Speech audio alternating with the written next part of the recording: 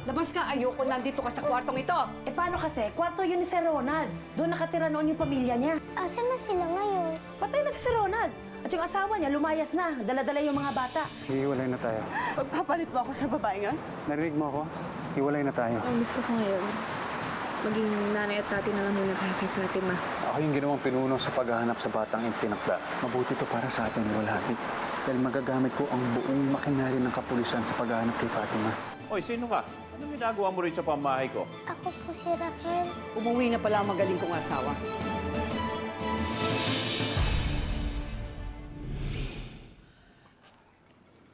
Mabuti naman at naisipan mong bumalik. Trabaho ang dahilan kung bakit kailangan kong umalis. And besides, I don't think you'd miss me. Enough. I didn't. Then, why are you so upset? Dahil sa tuwing aalis ka, hindi ko alam kung sa pagbabalik mo, nasa kahon ka na.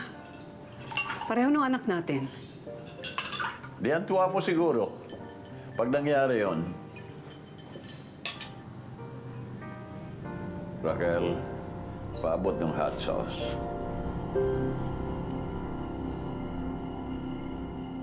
Yes, Chief. Wala pa rin. Sige po, salamat po. May balita na? Hindi pa rin sila tumitigil sa paghahanap. Halos nationwide na ngayon search kay Fatima eh.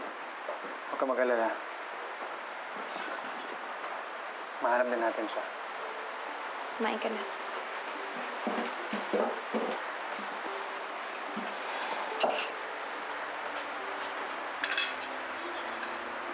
Parang ganito tayo dati, no? Pero iba na ngayon.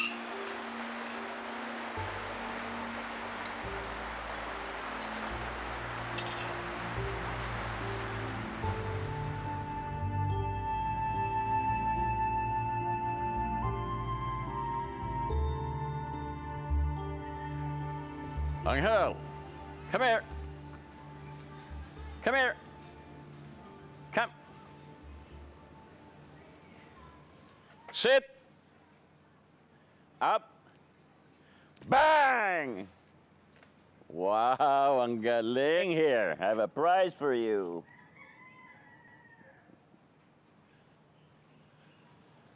Raquel, ang talino pala ng aso mo, ah. Halika, Oo mapo nga ka. po eh. Minsan po, iniisip ko na para rin po siyang tao. Alam mo, nung araw, may alaga rin akong aso. Ako mismo ang nagturo sa kanya. Kaya lang, namatay na sa katandaan. Si Constancia naman, walang kaamor-amor sa asong yon.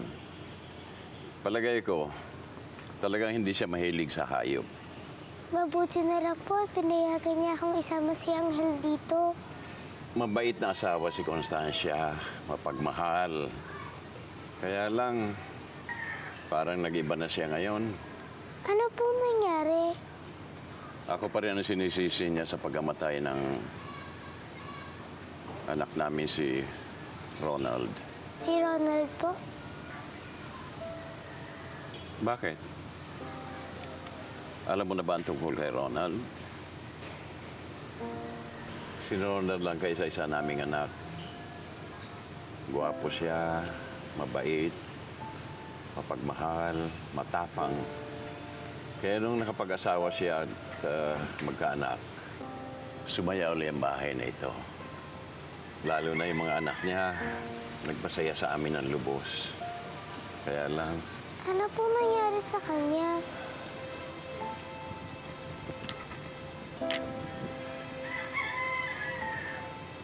may mga bagay na hindi natin maintindihan. Mga bagay na masahol pa sa pinakamasama nating panaginip. Pinatay siya ng mga masamang impakto. Kaya narapat lang na puksain natin sila. Hinahanap nila si Fatima.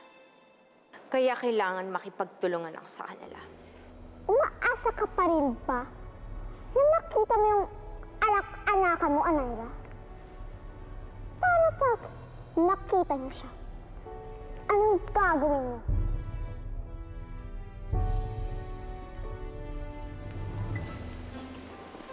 Naira.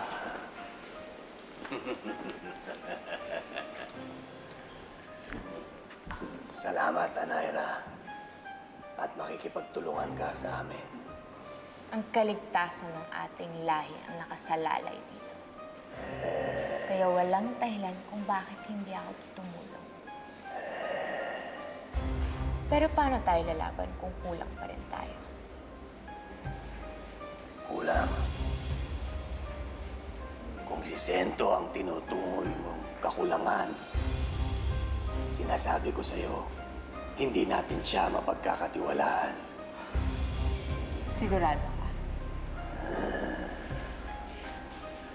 Bakit hindi mo siya bigyan ng pagkakataon? Maaring mayabang at may kahinaan si Sento. Pero mas maging malakas ang ating puwersa kung tayong magkakaisa. Tama ka, Naira. Maring natutunan na ni Sento ang leksyon niya. Give Mateo all the support he wants. He's in charge of this operation. Okay. Sir, Sit down. How's the search coming along? Sir, inalerto ko na po ang regional at local command natin. Hinahanap po nila si Fatima pero wala pa pong balita eh.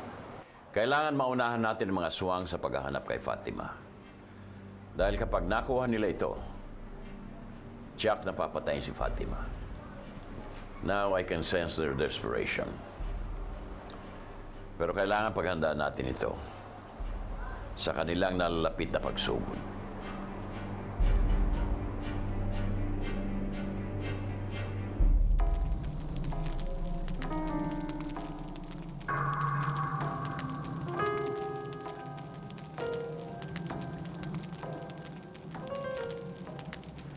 Siguro naman, Sento, natutunan mo na ang leksyon mo.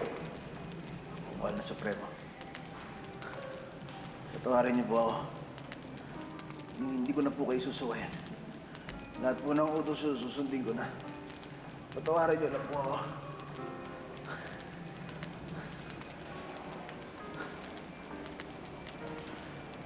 Sa tingin ko, magtatandaan siya.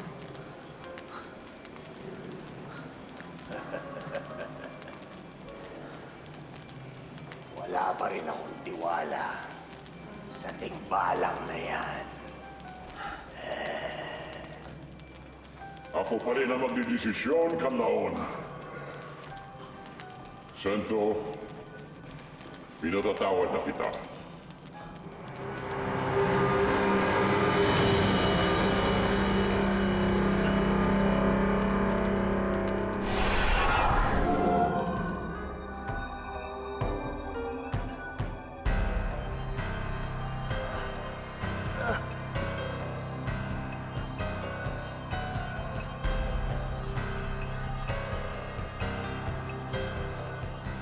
Maraming salamat po, Supremo. Makakaasa na po kayo sa aking katapatan. May nabanggit ka noon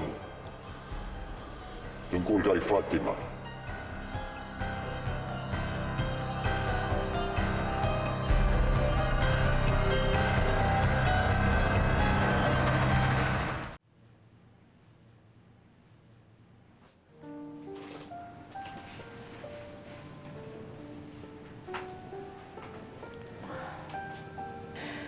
Anong ginagawa mo rito? Doña Constancia, huwag na po kayong umiyak. Di ba sinabi ko sa'yo huwag kang papasok dito sa kwartong ito?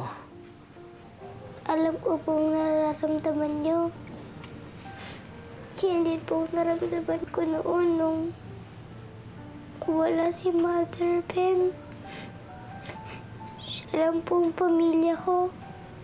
Siya lang po tumatay yung nanay at tatay ko. Alam niyo po kung anong ginagawa ko para hindi ko po siya masyadong mamiss. Inaalala ko lang po yung mga oras na kasama ko siya na masaya. Kasi po, yung mga taong umaalis, hindi naman po talaga sila nawawala. Kasi, nandito pa rin po sila sa puso natin.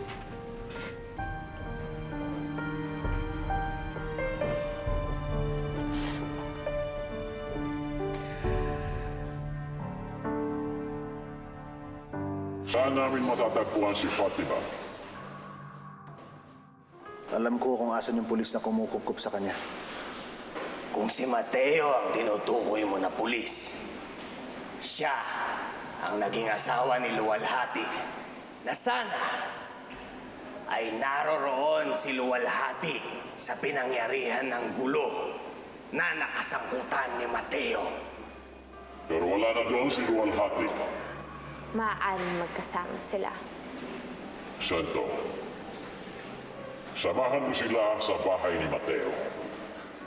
Pero Supremo, si Marcos, hawak po nila si Marcos. Kung nasaan si Mateo, malamang siya ang magdadala sa atin kay Marcos.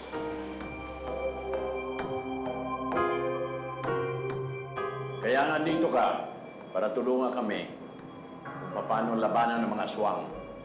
Kahit anong gawin nyo, kahit patayin nyo, hindi ako magsasalita. Oy, sino bang may sabing kailangan mong magsalita?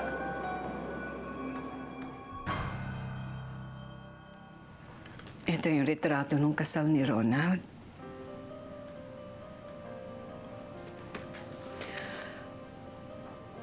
Alam mo ba kung anong sinabi niya sa akin noon? Sabi niya, Ma, kaya ako napili si Eileen kasi nakita kita sa kanya.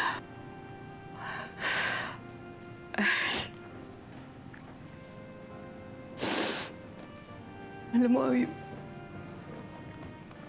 yun na yata yung pinakamagandang maring sabihin ng isang anak sa kanyang ina. Siguro po, napakabait ni Kuya Ronald. Totoo.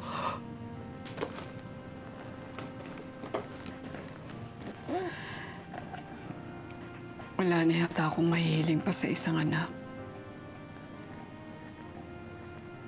At nung nagkaroon siya ng sarili niyang mga anak,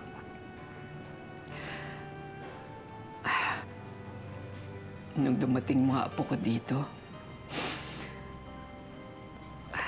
parang nagliwanag itong bahay na ito. Parang nagkaroon ng panibagong buhay ang bahay ko.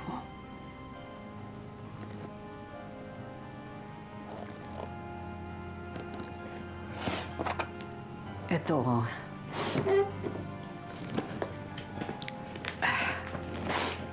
Ito yung panganay niya, si Cookie. Kung nakakakita ka lang sana, makikita mo kung gaano kaganda itong batang ito. Parang ano nga eh. Parang kahawig mo nga. Siguro magkasilaki lang kayo.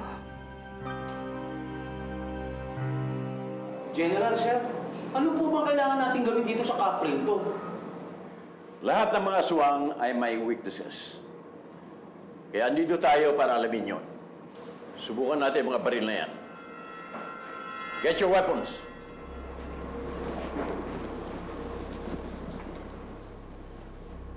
Ready? Aim. Fire! Wala kayong laban sa amin!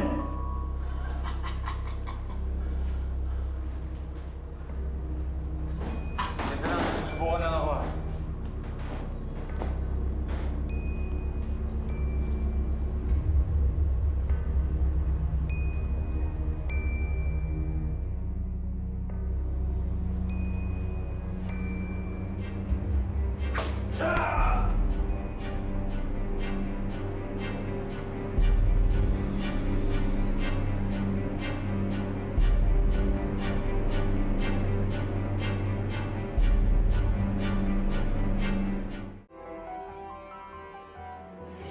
Good job, Salvador. Good job.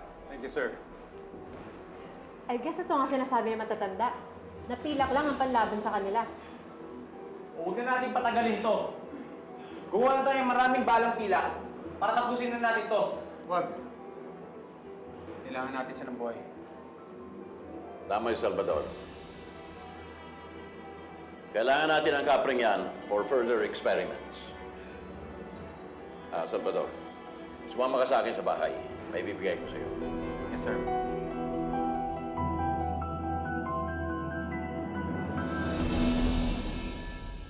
Alam mo, tuwing Pasko at saka pag mga birthday nila, ninibili ko sila ng maraming regalo.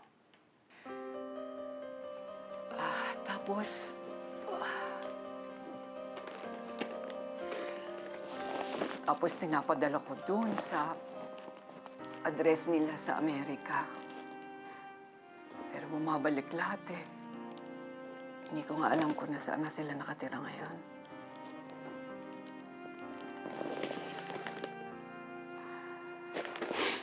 Ito, oh.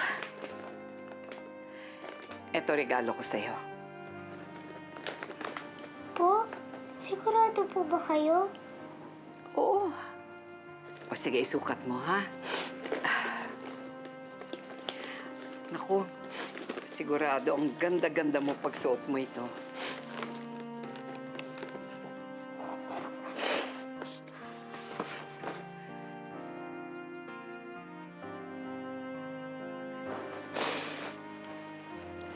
Ito, oh. Tingnan mo.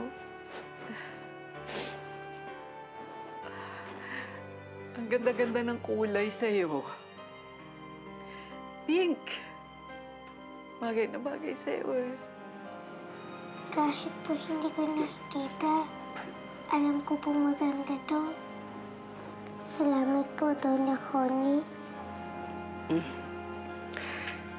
Lola Connie na lang itawag mo sa akin. Alam mo, Raquel, tuwan-tuwa ako narito ka. Kasi kahit papano, parang narito na rin yung apo ko. Nasaan na po ba sila? Ano po nangyari sa kanila?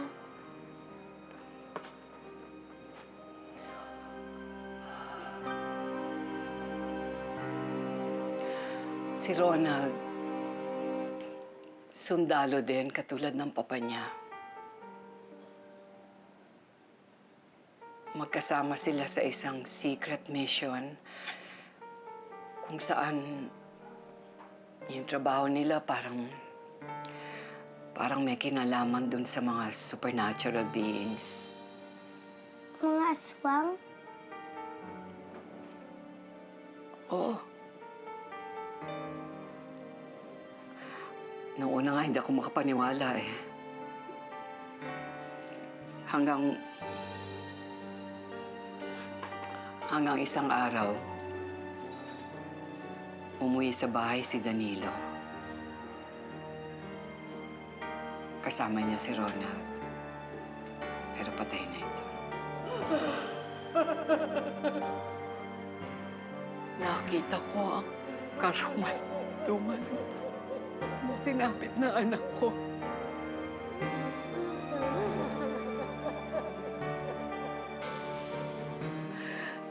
Hindi tao pumatay sa kanya. Mga halimaw ito. Hayop.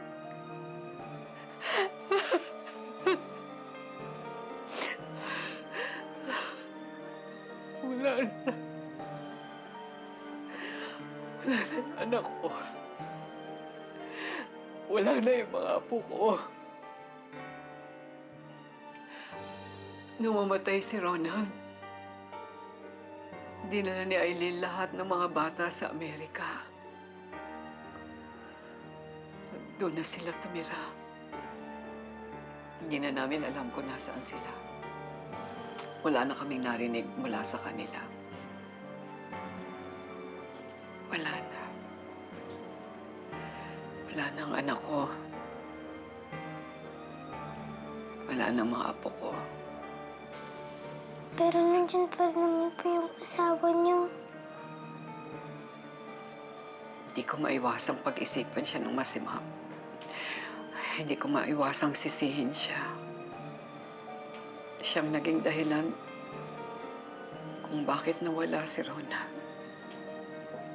Siguro po, malungkot din siya sa nangyari.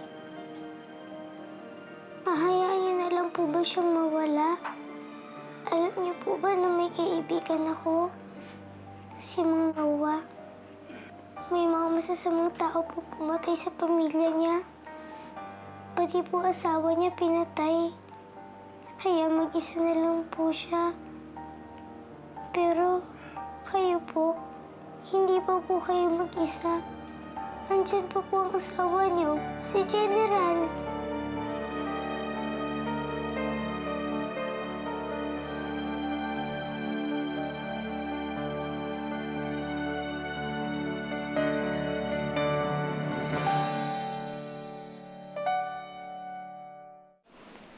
Sabi ko naman sa'yo, Angel mababait sila.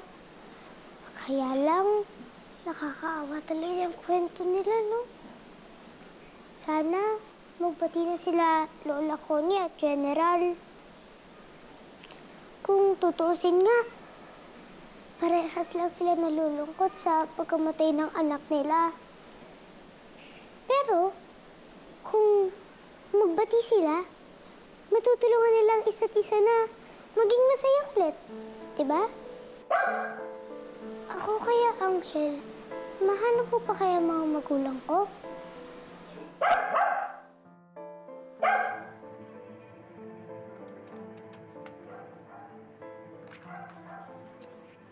Damn, I forgot my keys. May aso po kayo? Alaga ng kup-kup ng asawa ko. Matalino yung asong yon.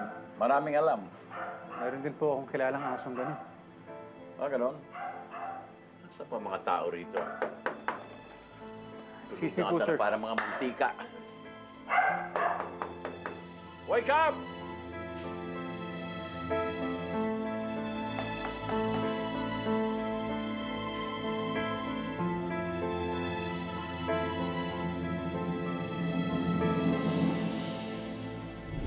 Libro ng anak ko ito. Balang araw, pag nakalaban natin ang mga aswang, it will come in handy. Sisiguraduhin ko po na handa yung task force laban sa pagsalaki ng mga aswang. Lalaban ako ng patayan kung kinakailangan. Maligayang pagbalik, Mulan. Maraming salamat, Supremo. Salamat at binuhay mo akong muli. Pakawalan niyo ako dito! Tinatawag na nila ako! Kailangan ko na umalis dito! Ngayong kumpleto na ang ating puwersa, mas malakas na tayo. Wala nang makakalupit sa atin. Ano nangyari dito? Nakuha na niya ang senyales. Yun yung senyales para umatake ang mga aswang. Kung ganoon, magsisimula na ang laban. Magsiyanda kayo!